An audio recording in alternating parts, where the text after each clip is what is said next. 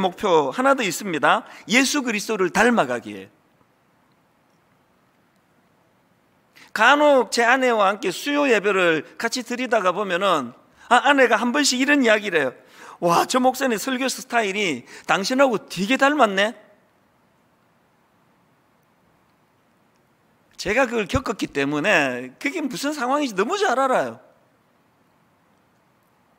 제가 옥하는 목사님을 만나 사랑의 교회에서 교육준사로 들어가 만 10년 있을 동안에 애쓴 적 없거든요. 내가 목사님을 내가 닮아야지. 애쓴 적 없는데 흠모하니까 그분을 자꾸 제가 마음으로 두니까 저절로 닮아가는, 이 설교 패턴 이런 것들도 많이 자꾸 닮아가는 겁니다. 심지어는요, 걸음걸이도 닮아가요. 그 손을 약간 이렇게 들고 걷는 이게 원조가 옥하는 목사님이세요. 저도 몰랐는데 제 아내가 아니 어떻게 걷는 것까지 옥 목사님이랑 닮아가느냐고 그러는 겁니다. 외모도 닮아가요. 근데 옥하는 목사님 이걸 좀, 이 대목은 좀 뭐 그렇게 좀 탐탁지 않아 하시는. 그 제가 언젠가 목사님 뵙고 사람들이 목사님하고 저하고 얼굴도 닮아간다고 이야기합니다. 그랬더니 좀 싫어하더라고요. 나 젊었을 땐 잘생겼는데 지금 생각하니까 되게 이게 또 상처가 되네요. 막 그런 말씀조차도 저는 너무 유쾌하고 좋은 거예요. 여러분, 우리가 진짜 그분의 영향력 아래 놓여 있다면, 우리가 진짜 매일매일의 삶에서 그분을 우리가 묵상한다면 어떻게 우리가 예수 그리스도의 인격을 닮아가지 않을 수가 있겠냐면, 지난 송구 영신 예배 때 제가 야베스라는 인물을 가지고 말씀을 전했는데요, 야베스를 한마디로 정의를 하라면 그는 고통의 문제, 결핍의 문제, 참 그 인생의 출발이 어려웠던 인생이었는데 그것을 방치하지 아니하고 정말 적극적으로 그 어려움의 문제를 해결하려고 노력한 사람인데, 중요한 게 뭡니까? 자기 노력이 아니라 하나님 주시는 은혜로 이것을 극복하려고 했다. 그래서 제가 역대상 4장 10절 말씀, 여기 굵은 글씨를 보십시오. 얼마나 하나님을 의지했는지. 야베스가 이스라엘 하나님께 아뢰어 이르되 주께서 내게 복을 주시려거든 나의 지경을 넓히시고 주의 손으로 나를 도우사 나로 환난을 벗어나 내게 근심이 없게 하옵소서 하였더니 하나님이 그가 구하는 것을 허락하셨더라. 여기서 중요한 건요, 하나님이 그가 구하는 것을 허락하셨더라의 범위입니다. 범위. 제가 10절에서 발견한 게 뭐냐, 그가 이걸 구합니다. 나의 지역을 넓히시고. 우리는 이런 말씀을 받을 때 그야말로 어떤 외적인 거, 물질적인 거, 우리도 그냥 아파트 평수 넓혀주세요, 아버지 땅 좀 많이 사게 해주세요, 뭐 월급 오르게 해주세요, 이런 것들로 이렇게 그것들로만 이런 말씀을 적용하면 안 된다는 겁니다. 제가 이 역대상 4장에서의 야베스에 대한 속의 흐름을 보면서 중요한 걸 발견했는데요. 자, 역대상 4장 9절 세 번역을 한번 보십시오.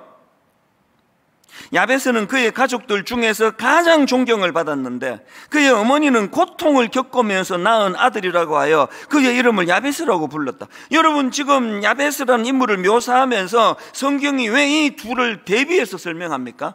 지금 그가 고통을 겪으면서 낳은 아들이라는 거하고 많은 사람들에게 존경을 받았다는 게, 이게 얼핏 보기에는 이게 부조화인데 왜 이 다른 요소를 기록을 했지? 제가 깨달은 게 뭔지 아십니까?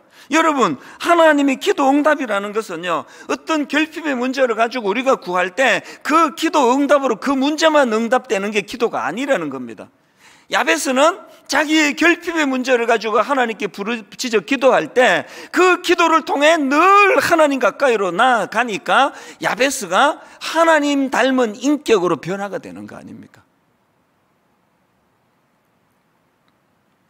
이런 점에서 저와 여러분은 예수 그리스도가 가진 힘과 능력만 구하는 그런 인생이 아니라 정말 그분의 인격, 그가 가지신 이 평화의 왕이라고 하는 이 피스메이커라고 하는, 아버지 올 한 해 소원이 있다면 첫째가 뭐라 그랬죠? 그 주님을 늘 묵상하고 주님을 기억하는 한 해가 되기를 바랍니다. 둘째가 뭐라 그랬죠? 그 기억이라는 게 사진 쳐다보는 것이 아니라 아버지 내 삶이 그분의 다스리심, 그분의 통치권, 그분의 영향력 아래 놓이기를 원합니다. 세 번째가 뭐라 그랬죠? 그 결과 아버지 영적인 깊이, 주님을 닮아가는 성숙, 성화가 이루어지기 원합니다. 그래서 여러분 에베소서 3장 14절부터 19절은 옮겨 적어놓고 묵상하시면 좋겠습니다.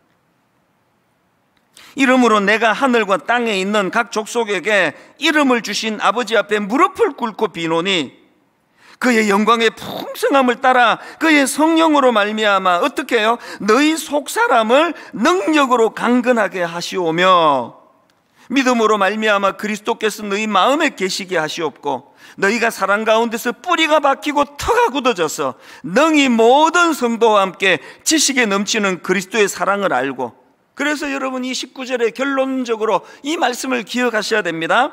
그 너비와 길이와 높이와 깊이가 어떠함을 깨달아 하나님의 모든 충만하신 것으로 너희에게 충만하게 하시기를 구하노라.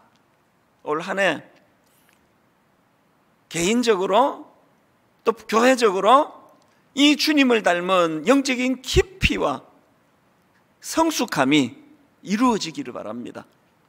사실 저는 최근에 제 아내와 이런저런 얘기를 나누다가요, 분당 우리 담임 목사로서 저에게 꿈이 하나 있습니다. 제가 아내에게 이런 말을 했습니다. 나는 분당 우리 담임 목사로서 내가 지켜야 될 무형의 자산이 있다고 생각한다. 올 한 해 이 무형의 자산을 잘 지켜내는 한 해가 되도록 저는 기도하고 제 아내도 그렇게 기도해 주기를 바라고 있습니다. 우리 교회가 가지고 또 지켜야 될 무형의 자산이 뭡니까? 그건요, 분당 우리 교회 성도님들이 나 분당 우리 교회 다녀, 나 분당 우리 교회 성도야, 이것이 그분들에게 긍지가 되게 하도록. 사람은요 유형의 자산은 지키는데 참 애를 많이 씁니다. 몇 층짜리 건물을 갖고 있다, 그거 지키려고 얼마나 애씁니까? 내가 몇 평짜리 아파트를 갖고 있다, 내가 땅을 좀 갖고 있다. 눈에 보이는 자산은 굉장히 소중하게 다루는데요, 이 무형의 자산, 분당 우리 교회가 그냥 땅이 엄청나게 많다, 엄청나게 자산이 많다, 이런 것들을 지키기보다 더 소중하게 제가 담임 목사로서 지켜야 되는 건 이 교회를 긍지할 수 있도록. 제가 조금 전에도 옥하는 목사님 말씀을 드렸습니다만 저는 옥 목사님에게 진 빚이 많습니다. 30대 초반에 교육전사로 사랑의 교회를 들어가서는 그 교회가 저에게 얼마나 큰 긍지였는지, 그때는 결혼하기 전인데요, 자취할 때 그 자취방, 그 조그마한 방 안에 있는 그 거울에다가 사랑의 교회 교패를 달은, 그 교패를 보면서 그 긍지가, 내가 비록 지하 단칸방에 살지만 나 사랑의 교회, 나 교육전사야. 10년 동안 옥하는 목사님께서 내가 사랑의 교회 교역자라고 하는 이 긍지, 이것을 지키도록 해주신 게 내게 가장 큰 빚이에요. 이 빚을 제가 갚아야 되는 거 아닙니까? 저는 분당 우리 교회 성도님들이 나 분당 우리 교회 다녀, 누가 묻지도 않는데 회사에 가가지고 나 분당 우리 교회 성도예요, 이거를 빼앗는 짓은 가장 잔인한 짓이라 생각합니다. 그 제가 아내에게 이런 마음의 소원을 나누다 보니까 하나님께서 주시는 마음에 너무너무 벅찬 소원이 있더라고요. 여러분, 우리 내면에 이런 마음의 소원이 있다면, 그래서 담임 목사부터 시작해서 장로님들로부터 시작해서 모든 성도님들이 분당 우리 교회에 대한 이 보이지 않는 무형의 자산, 우리 교회 다니는 게 나는 긍지예요, 나는 우리 교회 다니는 게 자랑스러워요, 이렇게 하는 것을 빼앗지 않기 위해서는, 이 무형의 자산을 지키기 위해서는 어떻게 해야 됩니까? 예수 그리스도가 다스리시는 교회, 예수 그리스도가 주인이신 교회, 담임 목사가 너무 설치지 않는 교회, 담임 목사가 그 주인 되시는 예수님의 뜻을 받들어 섬기려고 애쓰는 교회. 올 한 해 목표 나왔죠? 저와 여러분 모두가 다 이 소중한 무형의 자산을 잘 지켜나가는, 그러기 위해서는 우리가 예수님을 묵상하는, 우리가 예수님을 닮아가려고 노력하는 그 한 해가 돼야 되는 거 아닙니까? 결론을 이렇게 맺습니다. 삶의 어떤 순간에도 하나님, 이 책에 보면은요 다니엘과 세 친구가 풀무불에 던져지는 그 다니엘서 3장 내용을 가지고 아주 흥미로운 글 하나를 만드는 것을 제가 보게 되는데요. 처음에는 이게 좀 너무 단순해서 좀 유치하다는 생각도 들었는데 이게 계속 묵상할수록 너무 묘미가 되는 겁니다. 자, 한번 읽어볼게. 들어보세요. 몇 명이 불 속에 들어갔는가? 3명. 불 속에 몇 명이 보였는가? 4명. 그 4번째 사람은 누구였는가? 예수님. 몇 명이 불 속에서 나왔는가? 3명. 그렇다면 예수님은 어디에 계시는가?